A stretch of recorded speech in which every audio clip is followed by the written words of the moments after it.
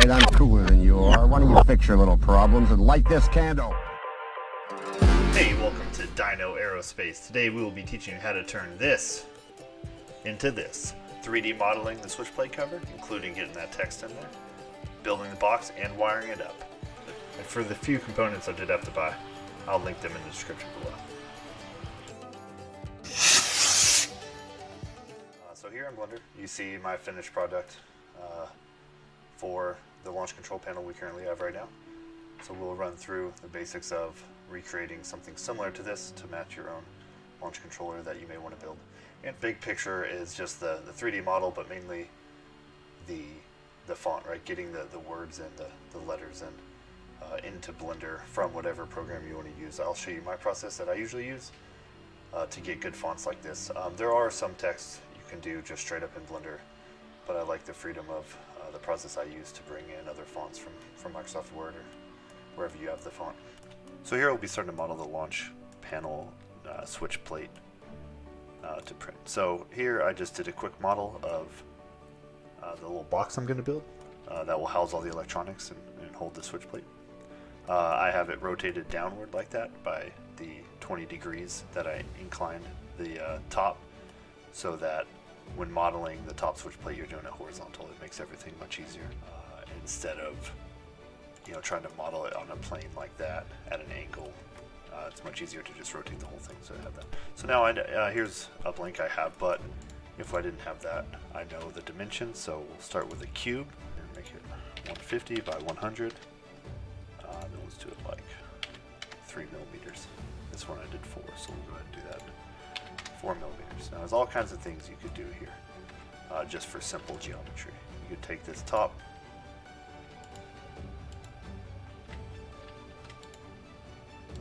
the top here, and bevel that, Control B. And see, you get this odd shape bevel. It's because of the way I scaled it. So we'll take the model and we will reset all transforms. Now watch, when we do that same bevel, we get a much cleaner bevel, what we would expect. So you could bevel that, which looks good, which is what I did for mine, or you could bevel just these corners and scroll up on your mouse to make a nice rounded corner, which looks good for a switch plate as well. But we'll just stick with what I have been doing. Just bevel the top a little. Oh, scroll down just to get one bevel like that. It's a little cleaner for something like this. Okay. Now we have the thickness and dimensions we want. So we would. Okay, so for mine, I chose 4 bolts in the corners. You could glue it on any way you want to attach it. And then for the switches themselves, I just modeled, got the dimensions on the switches I ordered, which you will see when I show you the actual object. So for instance, this is the size of the protrusion from the bottom of the toggle switch for arming. So that I would like to cut out of this geometry so that the switch can be placed on top. I have this switch body, which is about the size of the the top plate of the toggle switch, just for an idea for scale and sizing, and then the switch hole for the push button launch switch. So I'm going to hide this bottom body to make it easier to work with. We don't need to be in this mode. So how to cut those holes: you just get these dimensions the right size, make sure it protrudes all the way through the bottom and top so you can cut it cleanly. Then you add a boolean. You add a modifier, boolean. You'll do, I'm going to duplicate it a couple times, so I'm going to cut 2 in. Then a difference to cut a hole out of it. So right now I have the piece I'm going to cut a hole out of highlighted, selected. Add the boolean to that piece, and then I'm going to remove, so take the difference between where they intersect with that and that hole. And you'll see, if I now hide that piece, I have a perfect hole cut. But until you apply the boolean, you don't actually change the geometry. So let's apply that, and then we'll do the same thing for this piece here. Apply that. Now I can hide that, and this was just for reference, but see, now you see. So now when I print this out, there will be 2 holes cut all the way through that I can mount my button and my toggle switch to. Now sometimes if you take the exact dimension and you print it, right, depending on the tolerances of your 3D printer, you might not be able to get it to fit through. So sometimes, I mean, especially since you're going to be putting a nut on either the top or bottom, you could always just grab one of these and and scale it up just a tiny bit. Now if I scaled it up, it would scale on the Z axis as well, and you would get this shape that comes up and down, and you definitely don't want that. So you scale with S and then Shift Z so that you're not scaling in the Z direction. And see, I can scale any size I want. So one thing you could do is just scale it up, come down here and make it like 1.02.02. Right? That would scale it up by 2%. Now you can play with that, print some test pieces and see what works for you, or not scale it. And then sometimes you could drill the hole out a little bit more after you print it if you want to. So that's that. Okay, now like I said, I attached my switch plate by bolting it, or like these little threaded machine screws to my control box. So I just modeled the simple geometry just to get an idea for scale. I modeled the head so that you don't put the hole too close to the edge and have the head sticking over or something weird like that. Just so I get an idea for where I would want it. And then I just modeled 4 of them, put them where I wanted them, and then apply the same principle as before, where you just take a difference boolean to each of those objects.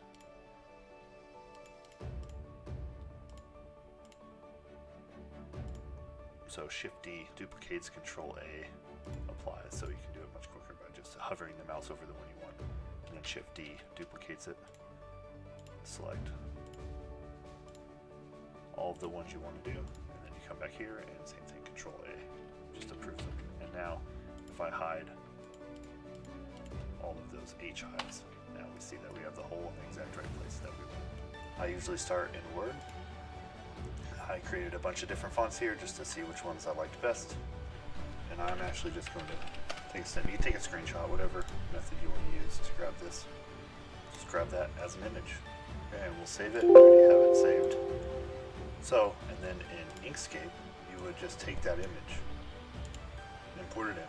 And now you see we have an image, but it has a white background and black font. It's not what we would use to create the model in Blender. So what you want to do is this path, trace bitmap, and that will, you adjust your settings for brightness threshold, and some will work better for some fonts, other settings work better for others, so you can play with all that. But this is just a simple demonstration.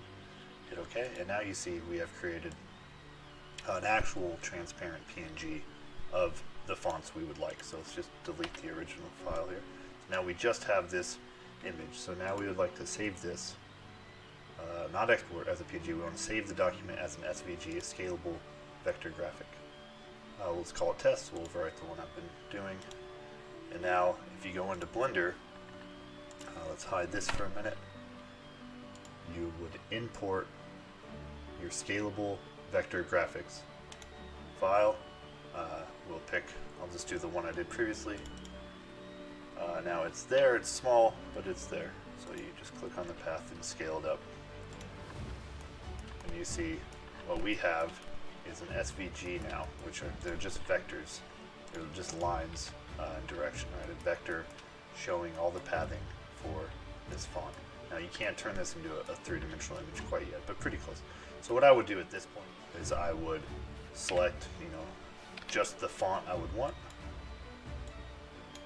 that I'm going to be working with, and then I'd parent that as its own unit, so I can just hide the rest, select what I want. And now, in order to get this to three-dimensional mesh, you right-click, convert to mesh, and that will take that, and now it's actually a mesh. So you see that those vectors are turned into actual faces, right? It encloses it, it does it usually what you need to happen.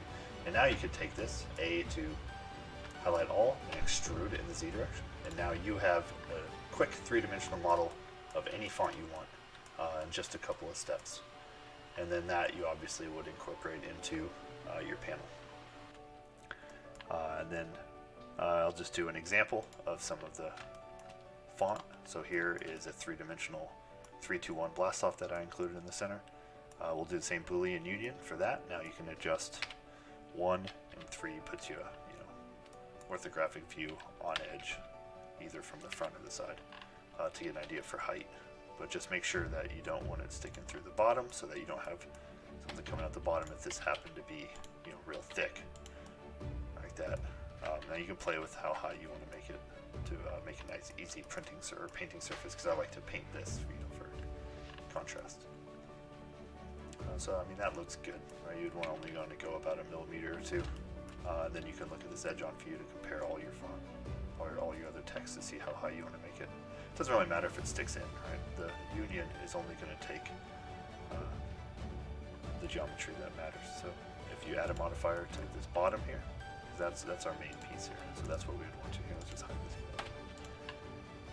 Add modifier Boolean, and you can either select right here another object from your scene, but it's much easier to just use the dropper and then to see past 70. That's what that is. And now you can either hide this and see how it works, and oh, see, that looks wrong. That is because I had a different selected here, so I'm actually cutting that out, which you might want to do. You might want to cut that out and have just the negative of your text, or a hole all the way through and have backlighting so that the light comes through, where the text should be. But I like to do the union to raise it up, and you can see it's previewing it, and you're getting these artifacts here from the Z fighting, because you have the 3D body of the text and now the newly unionized switch plate with the text on it. So we'll go ahead and apply that, and then see you still have that. You hide the original, and now you just have the print, the text as part of the. Alright, see right there in the geometry, it's raised up exactly what you'd want. And if you look inside, so you have no weird artifacts sticking down. Everything's good, and it looks good. Now you're about pretty much ready to print. You'd add whatever other text you want.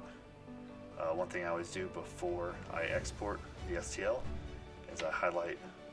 You go into edit mode. I highlight everything as a vertex.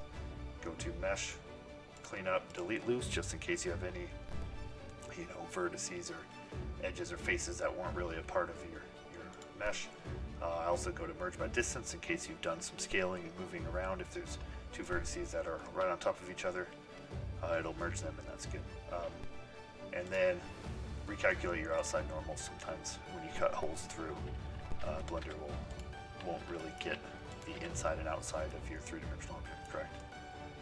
And then it'll be confused when you try to export the STL into Cura. So now that's done. So now go back into object mode. Export STL.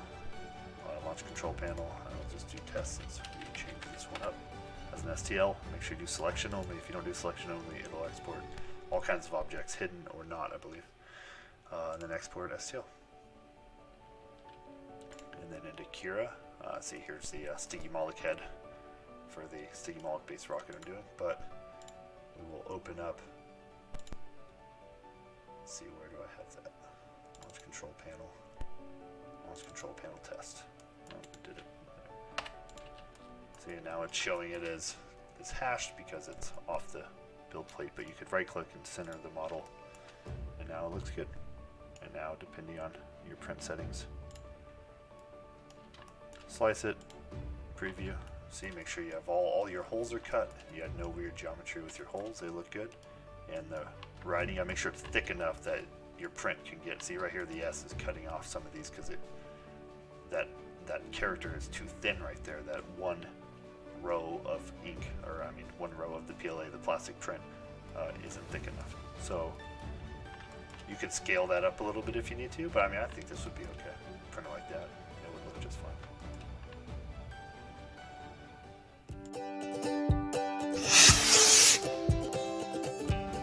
So for modeling the circuitry here, I'll be using Tinkercad. It's a free online program that's pretty easy to use. So I'm just giving you a rundown now of the circuitry inside of the launch control panel, at least what I've built right now. I'm going to modify it slightly coming up here in order to make clustering of engines work better, but I'll explain that at the end. So here, this is a simple circuit. It's not the best representation of components, but it's close enough. You see I have two 9-volt batteries in series so that voltage is added. So this will be putting out 18 volts. The difference in potential between this plus and this negative down here will be 18 volts, which is good for getting the igniters to burn quick and reliably.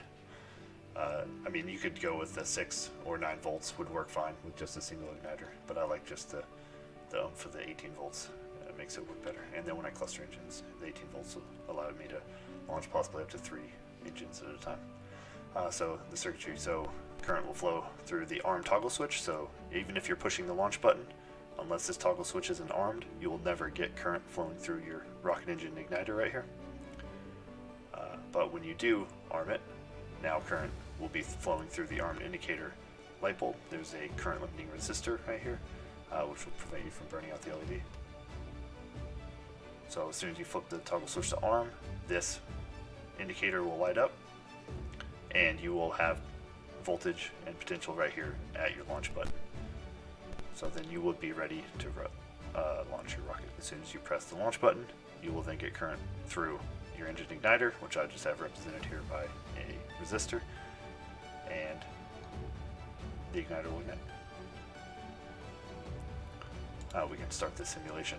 It's pretty basic, but so right now, alright, so this is the start. This is how you would have it when you first open it up. Batteries are connected. Arm toggle switch is off. Light is off. Even no matter what you did with your push button, you would not get any ignition of your rocket here. Now you arm it. You see your arm indicator is lit, and then if you push the button, you will be getting current through that resistor. Let's go ahead and show that so it's more obvious that you're actually launching the rocket. So grab an LED here, tap R to rotate it. Let's go this way since it's polarized. We'll place it here. We'll cut this, delete that wire out, connect that up to the negative of our battery. Get this in a better position here. Alright, now when we start the simulation, okay, toggle switch will be off. No matter what you do, you cannot launch your rocket. That light stays off unless you arm it. Now it's armed, indicates armed, and when you press the button, you see the rocket launched off. And you want this button here to be a momentary switch. You don't want it to be a toggle switch, so that you aren't going to continuously provide current through that switch. Or if you toggle it on and it doesn't launch and you go to investigate, you have the potential to be applying current through that igniter, and it can ignite on you when you're inspecting it.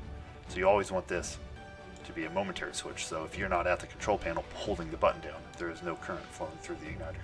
And before you would go investigate a failed launch, you would definitely want to toggle your armed switch to off, just for additional interlock.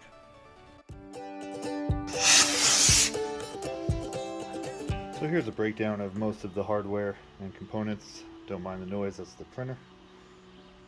So here is the rocket launch control panel I made for my son Dylan. You got your toggle switch to arm it, and your launch switch to launch it. Right now, like I said in the video, pushing the launch button will do nothing unless the control panel is armed. You can see the switch plate with the 4 bolts I talked about, and they got little nuts on the back side inside of the metal box to hold it on. And then you can see the paint. So that raised text on the model itself is really great for painting. It's very easy to just paint the top surface and get a really nice looking contrast and painted lettering, which would be almost impossible if you're trying to use a stencil or hand paint it, especially that wood anyways. It's made out of 1/16 inch steel, cut and then welded and grounded in the corners to make nice smooth joints. It turned out pretty good. On the back I have a connector glued in. I'll show you the connector in a second. Then on the bottom is an access panel. It's just a piece of steel, cut out of the cavity, and then a piece cut out to fit. Hinge welded on.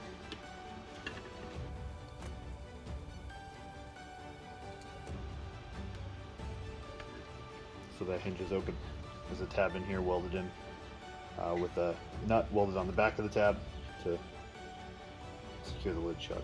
Inside is just the wiring, pretty simple. You got the 2 batteries velcroed in series for at 18 volts through the toggle switch, through the push button switch, and then out to the jack right here, the 2-pin connector.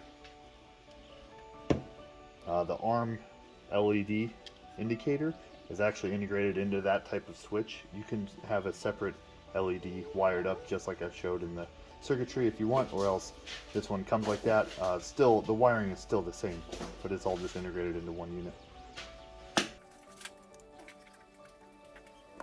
Here's the 2-pin connectors. I got a whole bunch of these. I ordered on Amazon. They're really cheap.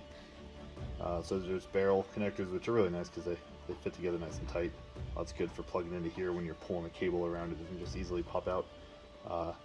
And then they're just 2 connectors here for your positive and negative wires that you screw in.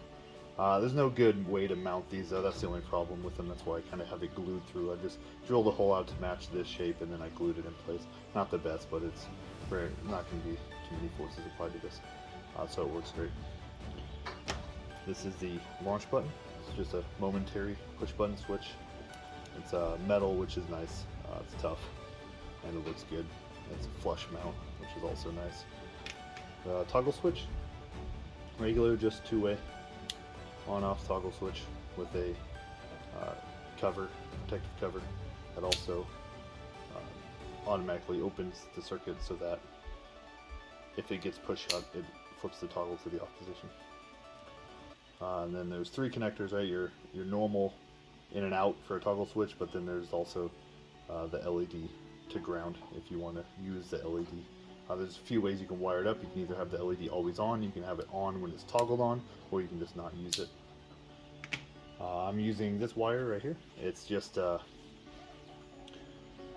like a lamp wire. It's 16 gauge 2-wire. Braided copper wire. It's not solid core. So it's really flexible and will not fatigue with, rolling up and unrolling and rolling up and unrolling to go out to the launch site. Right now I'm using about 20 to 25 feet. I got another spool to extend that, so as we get bigger rockets we can back up a little bit.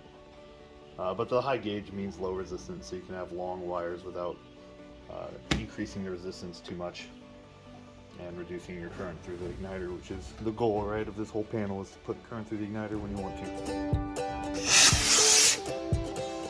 I just wanted to include this at the end of the video to show you what is possible with that same process of just making a switch plate cover, adding some text, printing and painting, and then applying to some sort of control box. So this is a controller I made for the game Kerbal Space Program to control the game.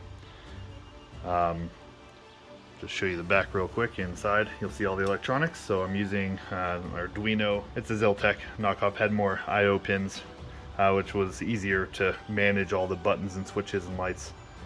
And then on that is running the code to control the controller and to interface with the video game. Okay, so now let's power it on, see how it works.